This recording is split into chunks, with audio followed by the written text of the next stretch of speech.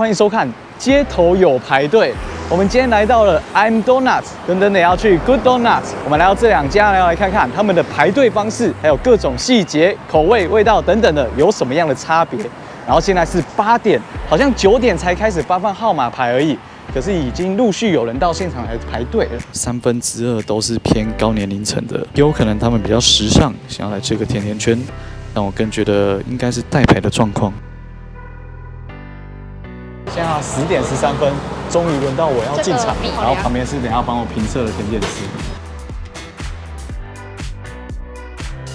哎，你还不懂我频道的评分规则对不对？对，我频道的评分规则是4分是一个基准值。就是4分以上都是好吃，4分以下都是不好吃，然后4分就是最普通的那个中间点。那第一个卡士达，我们先剥开来看看，这内馅内馅很满。我没有理解过的口感，因为台湾的甜甜圈不会有这么湿润，它这个是做的很蓬松，滋润度是又再高一点点的，馅的话也是非常的满。可是我觉得它卡士达好像也没有到真的特别突出，就是一般好吃的卡士达。整体的话，我的分数大概会给到4.8。好高哦，4.8很高啊。这家的特色是它是用布里欧面团，所以吃起来会相对比较湿润、比较松软。但是我又觉得它太过于油腻，那个面团，我觉得它的卡士达我打0分。0分。虽然它吃完不会觉得很甜很腻，但是它的卡士达就是完全奶油香味或是牛奶香味都没有。我今天找你来。我是要让你来，我讲太多不好的话之后，你帮我圆一下的。结果你给他打0分。好啦，1、2分。那面包的口感我是觉得还算不错的，然后卡士达酱我是觉得就是中规中矩的，所以整体的话我会愿意给到4.8。3分。所以是偏不好吃那一边，就是不会想再吃第2次。好，懂。你给到那么低了，我们直接找一个你觉得会最好吃的。那大家要选那个台湾限定啊，台湾限定不可以输吧？水果帕菲，因为帕菲原本是一个就是很多果冻啊、蛋糕、饼干组合在一起，用一个杯子装。剥开看有没有多层次的感觉？绝对没有，有1层的水果在里面，有一点水果香，可是我吃不出是什么水果。但我觉得这个的香味比上一个好。那是什么水果？凤梨吗？看起来像凤梨，这里看起来像芒果，是真的芒果。那么大一个，不可能是假的。有可能是水果罐头啊。它的酱到底有没有水果香？应该有吧。我现在吃完就是尾韵有一点淡淡的水果味。我觉得跟上一款好像也差不多，因为就是再加一点水果，然后酱有多一点水果香，其他地方没有差到太多，所以我可能还是维持4.8吧。好，4分，这个给4分。为什么这差那么多？它的水果我们至少吃起来不是水果罐头，虽然只有一个芒果跟一个凤梨，但是我会觉得它想要凸显出台湾的味道，所以就再放一颗樱桃罐头的樱桃。那你有吃出里面有椰子丝吗？它真的很碎，因为我是很讨厌椰子渣的那种。它真的。但是你吃不出来，我没讲，你其实吃不出来。你没讲，我不会特别注意到它有椰子渣，我只会觉得它酱料里有一个沙沙的口感。下一家也有开心果，现在我们就找同品相对决，外面也吃不了那么多。台湾粉一直在飘，眼睛有亮了一下，应该要比刚刚高分了是吗？它原本是卡士达酱嘛，然后里面打入一些开心果后，我觉得整体来说我会蛮喜欢的，我应该可以给到5分。2.5。喜欢开心果的人不会喜欢吃，第一口咬下去有开心果的味道出来，到后面其实就会变得跟原味卡士达一样没有味道，所以如果喜欢开心果的人买这个会失望。我就是那种平常没爱吃开心果，所以第一次吃到这个味道，所以我觉得蛮特别，而且蛮香的。对，记住我喜欢开心果的人不会喜欢。你真的不能露脸，人没有变少但是年轻人变多了，阿嬷变少了。阿嬷早上已经排完了，早上8点来全部都是阿嬷，现在都是年轻人。阿嬷回家煮饭。好，我们再吃一个就 ending 掉吧。榨菜、水煮蛋切片、控肉。我以为它是酸菜，它是酸菜吧？酸菜就是榨。对啊，酸菜不跟榨菜不一样。对不起，我失言了。好酷哦！好酷。就是我想要看你那个脸1点0分呢。面包体也是白色的，其他甜甜圈的那个面包体是有点偏黄，因为有加南瓜。这南瓜也是你上网查的？对，因为你刚才问店员，他是说为什么要加？那是秘密。但你说如果过敏怎么样，他才回答你有。左边这里的肥肉咬下去还 OK， 可是它旁边瘦肉的部分是整个干柴的。控肉做到整个干柴的话，那一定是大扣分。它是有点那个挂包的感觉。可是它所有的元素又跟挂包有一些微微的差异，创意跟整体吃起来的味道我又觉得还 OK。整体的话，我愿意给到3.5。如果控肉自己一个的话，可能会有4，但是这样子就是3.5。应该说可以跟水果帕菲同等级，3.5吗？今天有吃到的口味，整整体给它一个评价，我就给4.4分，普通偏好吃。但是你要说它真的神到哪里，好像也没有。但好像也蛮多人说日本店比较好吃的，有空可以来去吃看日本店。2.5吧，除非他有推出我喜欢的口味，不然我觉得不会再来。等很久，但是又觉得好像没有吃完，又觉得好像没有它的价值。你下次找一间你很喜欢的店，我们去评。那等下去下一家 Good Donuts。哎，你不要再得罪人哦。好。阿 Ken 哥，得罪不起哎。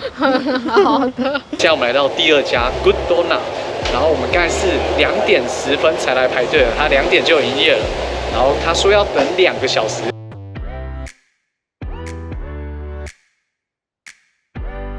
他给很多哦。他偷撩客人，袋子要钱吗？哎，不用哎，他袋子不用钱哦。另外一家要钱。绿油精，等一下会不会吃好绿油精的味道？我觉得这设计超棒的，它每一个都有自己单独的一个包装，所以你这样整盒拿着的时候也不会去沾到手。